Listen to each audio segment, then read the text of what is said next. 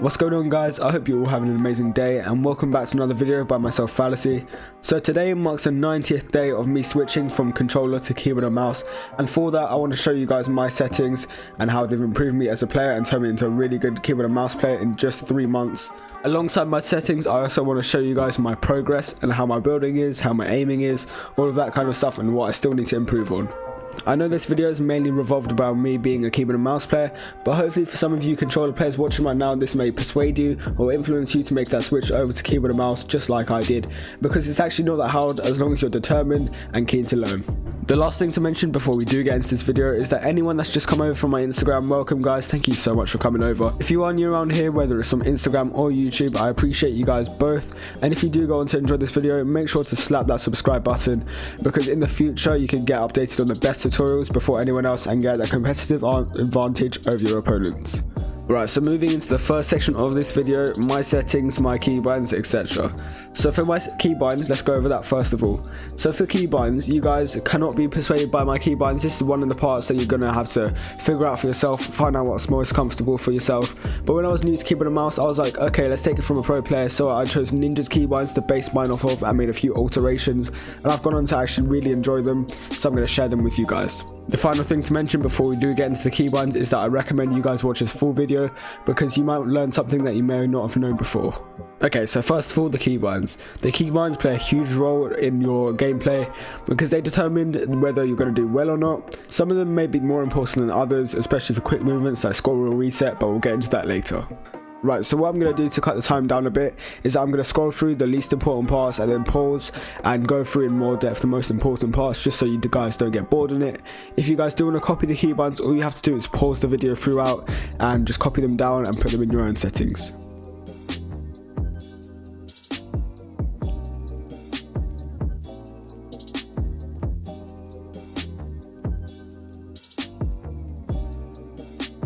Okay, so moving on to the first important part, the build mechanisms: wall, floor, stairs, roof.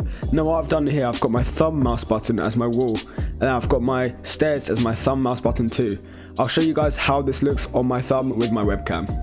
Okay, so the thumb mouse buttons are these two buttons on the side right here, right there and there, and basically what that allows you to do, when you're playing, you can just have quick access and press multiple at once, just like press that at the same time as pressing right click there.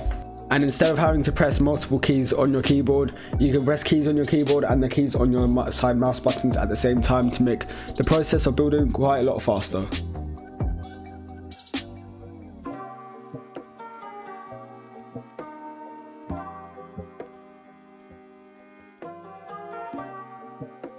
Okay, moving on to the second most important part. So reset, building, edit, right over here. So what I've done here, I've got primary and secondary. I've never taken this off, but I don't use that. What you have to use is mouse wheel down. I'll show you guys just what this looks like now. So with the mouse wheel down, what you can do when editing, when you edit, all you have to do is press the scroll wheel and the mouse wheel will go down like that. You can literally flick out that, you can see it resets no matter what. That reset there again. Whereas if you're doing the right click, what you'd have to do is a lot slower.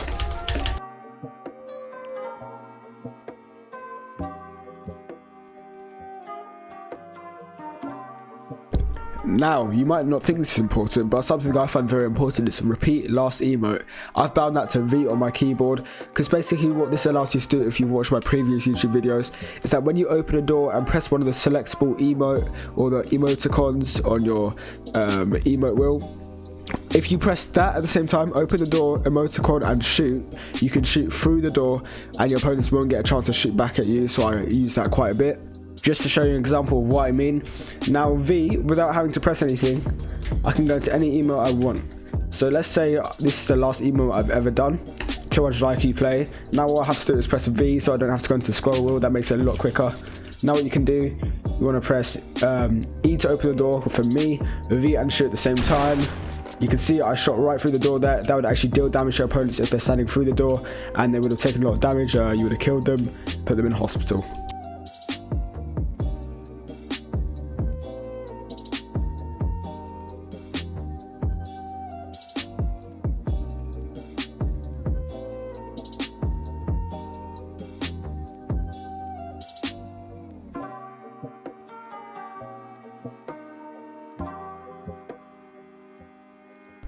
Now that's just about it for my keybinds, but before I go on, I want to show you guys the keyboard that I use, the mouse that I use, and the mouse pad that I use, just so you can get an idea if you guys want to buy these products. So if I take my webcam over here, if I can, what I'm going to show you first is I've got the Razer Lancehead Tournament Edition mouse, and I got this a few days ago. This cost me around £60, which is about $80. So if you guys are looking to do that or buy it, the link's going to be in the description. And for my keyboard, I've just got, with no keycaps at the moment, no customized ones, I've got a Ducky 1.2 Mini. It's a keyboard that a lot of the pros are using at the moment, first introduced by Tfue. That's where it really got popular. It's a really good keyboard, it works really well, mechanically it's amazing, I really recommend it. So once again, that's going to be in the description. Next, let's move on to what we've got over here with the settings, displays, all of that kind of stuff. So obviously you want to play in full screen mode, because if you don't, your frames will be lost and your game will be a lot less smooth. I play normal resolution because they took out stretch res, which is really unfortunate, but oh well. Viewing distance, this stuff I'm trying to keep as low as possible to maximize my FPS during endgame, but this stuff in Epic, it really helps you a lot. So yeah, that's pretty good if you guys want to copy those. Okay, now moving on to the bottom, unless you're a creative warrior that makes montages, you don't want to have motion blur on because that can really mess you up. And show FPS, that's obviously useful just to see if you're getting high FPS or low FPS, to see how well your PC can handle your end game, whatever you're going through. Okay, now moving on to game, the most important part about all of Fortnite is your language. So you want to make sure you go over to Spanish Latin America. This really gives you a competitive advantage. What does that say? Now that your language is in Spanish Latin America, you want to change it back to English, because I'm assuming if you guys are listening to this video, you're probably English or can speak English. Now I'm going to scroll through all this stuff again just to show you, and then I'm gonna stop at the more important bits, because your sensitivity, guys, it's really up to you. I can't tell you what your sensitivity is going to be. So what you need to do, you need to go into these sensitivity courses in creative and see how well you can track an opponent that's moving. Or you can just do that with your friends as well. You can get your friends to run around and you're like, hey, just let me scope in on you, let me hit fire you, all of that stuff. Let's see what your perfect sensitivity is. I can't tell you what it is because it all depends on the person, so I hope that helps you out in changing your sensitivity or choosing the perfect one for you. Okay, so now something really key I wanted to pick out in those settings over there. This is my second try doing it, because the first time doing it my mic was muted for 1.5 minutes of speaking, but anyway, I'm gonna have to do it again. So what I want to talk about is this hold to pick up, or hold to swap pickup. So if I turn that on like I normally have and press apply, what I can do, I can go back here, and let's say I drop my pump over here, I want to switch it for my scar. What I have to do is press E or hold E, which is my pickup button, and you can see the pump goes right into the slot I want it to. And the main con about this is that, let's say you're quickly looting, you can't just pick up weapons and flick away. You actually have to directly look at the weapon, stay there for a sec, and then get it. Whereas if I go quickly back into settings over here, and we go to the hold to swap pickup and turn that off, which is, it's default to be off, by the way, guys, so you guys are probably playing with it off right now, and press apply.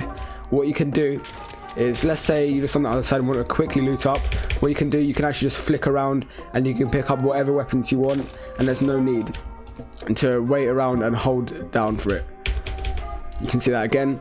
So this really comes down to the kind of player you are. If you're like me and really OCD about the weapon slots that your weapons are in, I recommend turning this setting on. But if you guys aren't too bothered and just want to quickly loot up and be that kind of person to get the loot in the invent quickly, I really recommend this one for you. But it's all up to your personal preference.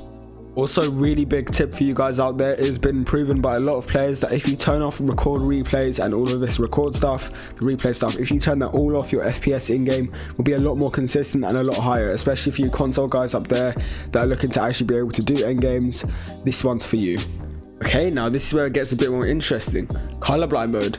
So I'm not actually colorblind, but what you want to go over to Deuteronope.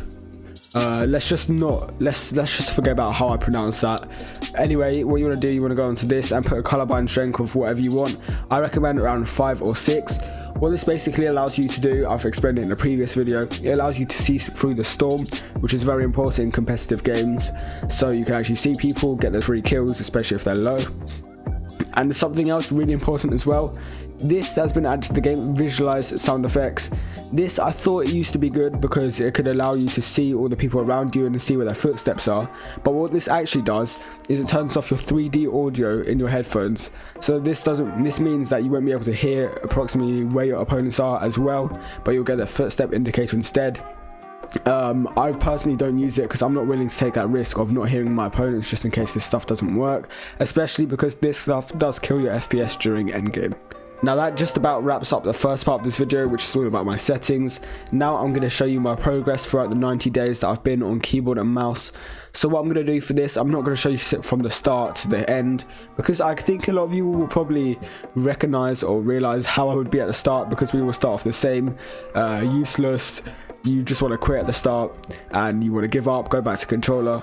But this time I decided to stick with keyboard and mouse, and throughout the week, the first week, I was like, nah, I'm not going to do this.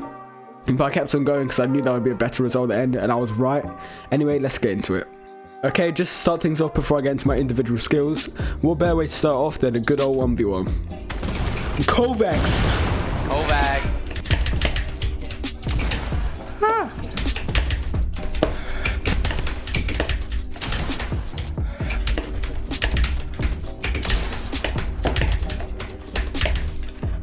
No.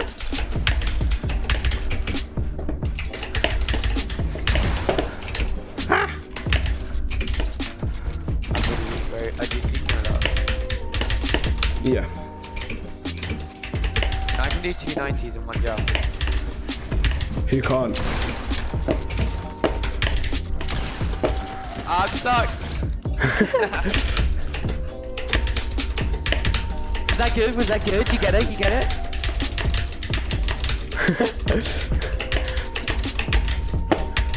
Alright. I'm back. I'm a magician. Oh, let's reload this.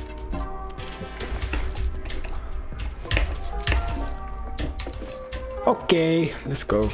Let's go.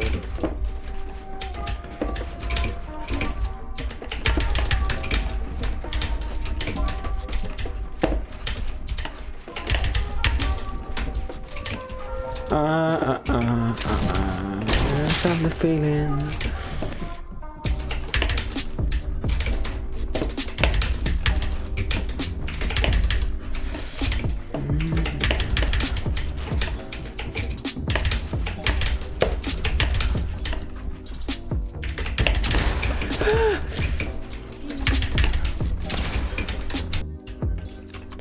Let's go.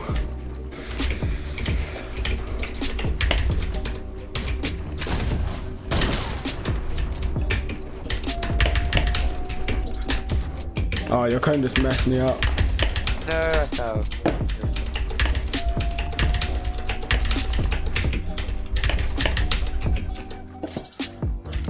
That gives me time to reload.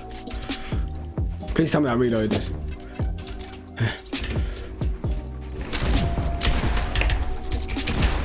Jesus. Oh my god, my aim. Oh my god. Fallacy.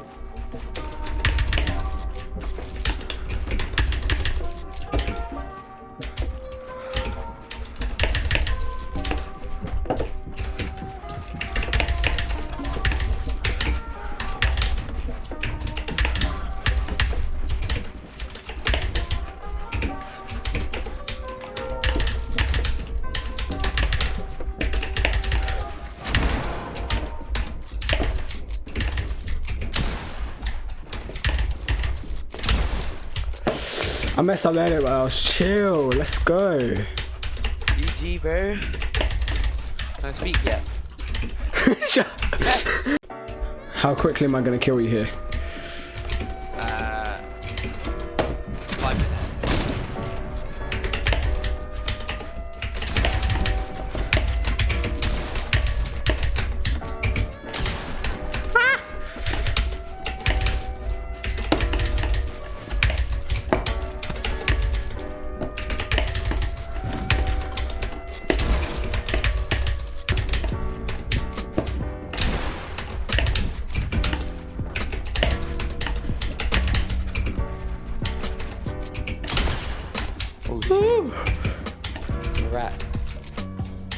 a wreck. Oh, you will took.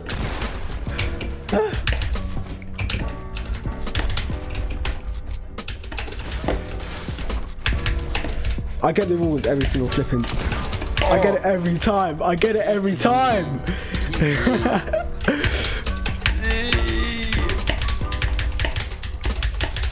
Okay, that's enough 1v runs for you guys.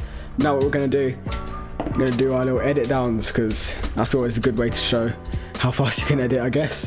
By the way, if this does look a bit sloppy, I just want to mention that I'm not a creative warrior, so I don't know all these high ground retakes like face sway and all that kind of stuff. But I get the job done, especially in arena and competitive Fortnite.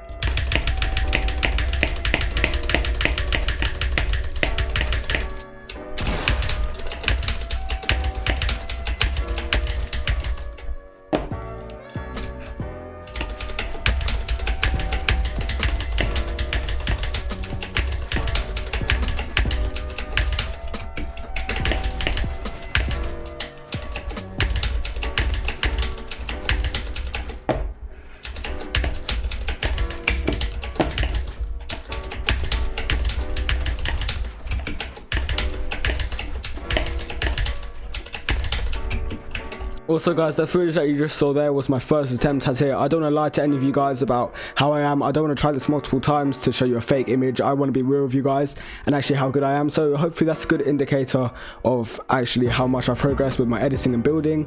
It could still get better, especially with the accuracy of your ramps or my ramps, especially when editing down like that, with the ramps and floors. But anyway, I think I'm improving every single day at that kind of stuff, and I hope you guys can see it too. So something pretty cool I've been practicing recently is this kind of stuff here, where I go like that, reset them both, but then instead of doing just that, what I do, I go like this, that, and then get that ramp to push me forward so I can go into even more 90s, or just get a speed boost from doing that. So the whole concept of this tip is when you go up like this, what you're going to do, you just want to edit the two sides, you're going to jump and it gives you a boost over there, which should get you quite a cool boost. Or if you're just getting out of storm, you can do this similar kind of stuff with going like that and then getting a boost into storm. Before I do go on and wrap up this video, I just want to do another comment contest. So I want to ask you, which gun would you prefer to spawn in with straight away every game? A golden scar or a golden heavy sniper? Comment below, I want to see what you guys think. Personally, I'll go for heavy sniper.